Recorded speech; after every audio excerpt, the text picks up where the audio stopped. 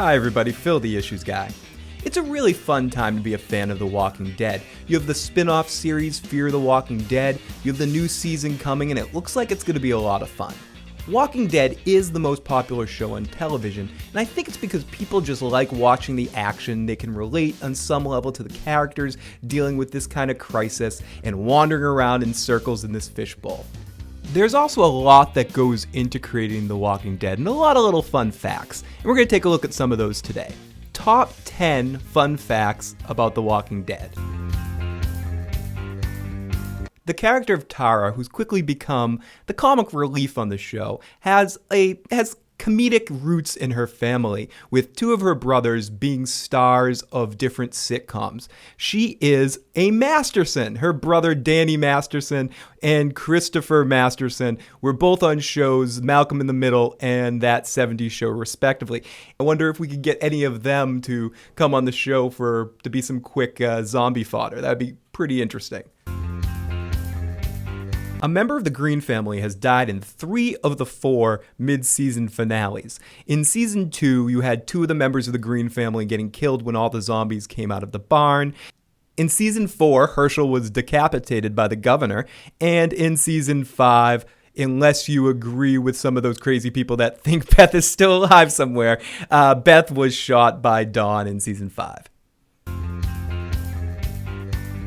Now, the character of Dale was not supposed to die so early on as he did, but he was really upset that his friend Frank Darabont was fired from the show as the showrunner, that he asked to be killed early. But he changed his mind before his character was actually killed, but they had already written into the script, and they said, "You're gone."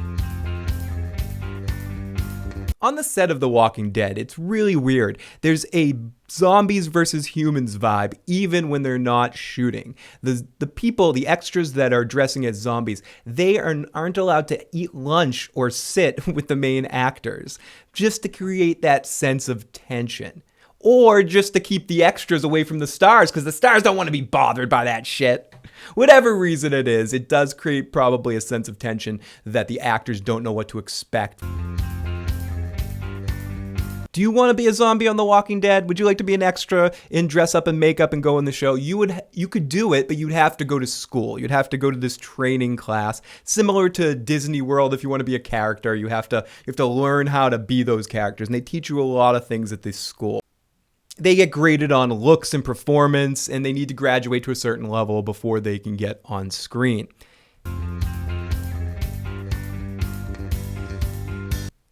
And also in the same vein, whenever you see them acting in a scene and doing the zombie stuff, they also need to learn how to not make any sounds. You may think they're out there going and then they enhance that for the live show, but actually when people are in the zombie character and they're out there doing their thing, they need to stay completely silent, and they add all the sound effects for the zombies in post.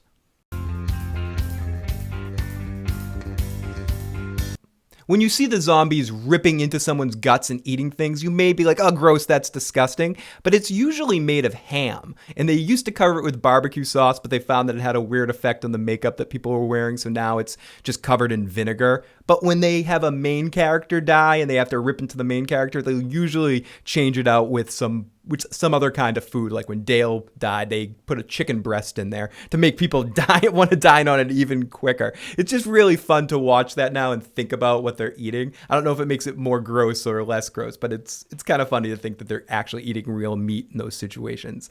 And they're probably enjoying it too. If I was an extra, I wouldn't eat all day. Couldn't wait to get on set and eat the shit out of Dale. Finger licking good. Titan me! Our main character, Rick Grimes, is from some place called King County, Georgia. And if you're going on a map, you want to try to find King County, see if it's a real place. It is not. The creators of the show named the fictitious location King County as a tribute to Stephen King. Merle Dixon or Rowdy Barnes, whatever you know him as, was almost arrested back in season 1 during a rooftop shoot Now, some surrounding people that saw him up on the top of a building with a gun called the police, who quickly sent out a SWAT team to arrest him and stop the crazy bad man on top of the building. I know if I saw Merle Dixon on the top of a building, I'd probably call the cops too. That's a pretty scary situation going on there. But fortunately, the whole thing got figured out when they saw the cameras, and it ended up turning into a kind of funny joke for everybody involved. When we see Merle's crystal meth, we take a look at it. If you look at it, you can see it right now. It is in fact Blue Sky, the Breaking Bad crystal meth. It's in the same fucking universe. And that's not it. There's also a subtle other nod. If you happen to notice the car that Glenn drives around in season 1, the red Dodge Challenger, looks a lot like, almost exactly like the same car that Walter Jr. had on Breaking Bad. There's also a little remark that Walter makes about some guy named Glenn taking the car, and it's a very interesting, very subtle, or a little subtle reference, I think, back to The Walking Dead from Breaking Bad. And in season 4, Daryl's talking about Merle's dealer to Beth, and he describes him as a janky little white kid who put a gun to his head and said, "I'm gonna kill you, bitch." So there's a couple of little references back and forth between Breaking Bad and The Walking Dead, and I think that stuff is really, really fun. I've also heard crazy fan theories about how it's actually Walter's blue crystal meth that somehow started this whole zombie apocalypse. And there's a lot of silly little conspiracy theories like that connecting both shows. And I love that stuff because I think that only serves to build and grow both universes. That's my list of top fun facts for The Walking Dead so far. But this isn't it. There's still other ones I didn't mention and more to come in the future. So I'll be back with more fun fact videos and more top 5 and top 10 lists for The Walking Dead and all the other shows we do here. Thank you, everybody. I'll talk to you guys next time. Goodbye.